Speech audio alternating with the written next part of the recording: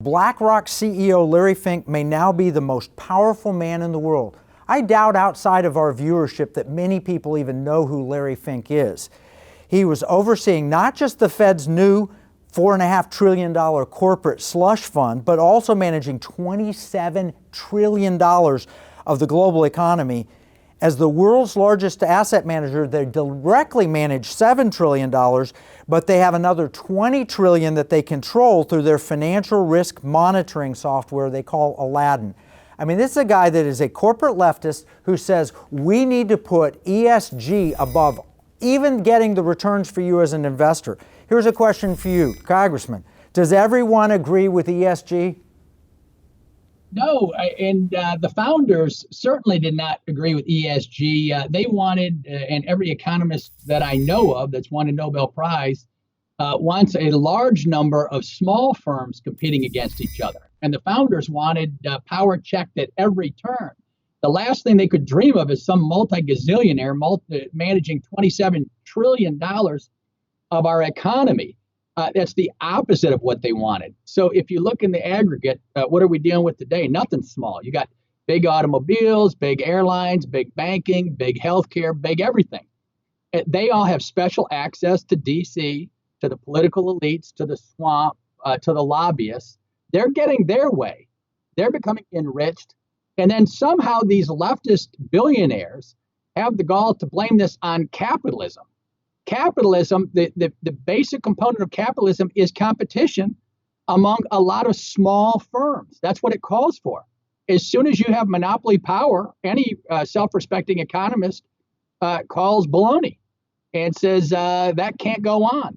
And so if you want to know why the poor and the small are not getting justice, it's because the left is being fooled. And a lot of people on the left might have good hearts and good consciences. They want to help, but they're giving all their money to the bigs. Yep. And thinking the bigs are going to give to the smalls. It's never happened in the history of nations. I think it happened when you were in Congress, but it certainly happened around that time. Solyndra, and we took a big company, we throw all this money in because it's clean, green energy, and it turned out to be bankrupt. I've got an example here where Warren Buffett was scammed in an absolute fraud that all these ESG investors invested in. And then they talk, so that environmental is a sham, social justice is a sham, and then they talk governance. And what they're actually saying here is that they need broad gender diversity on every board of every company in America. Well, what is broad? If you have men and you have women, what do they mean by broad gender diversity? Right. No, it means they want to control who it is. And then those people vote their way. And that's why every university has to buy into this immediately, except for Liberty University. It's still based on first principles of liberty and the Judeo-Christian values. But every university president or chancellor is being held hostage by these. Every head of every Fortune 500 firm now has a values and a value statement for the firm right underneath their mission statement. And if you read it, it's just a bunch of gobbledygook.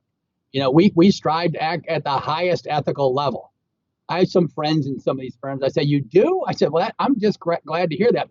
The highest ethical standard for me, I think, is the Sermon on the Mount, where, if your brother needs a cloak or a pair of shoes, you offer him the shoes off your own feet. I said, so you guys, really, your firm is acting at the highest level?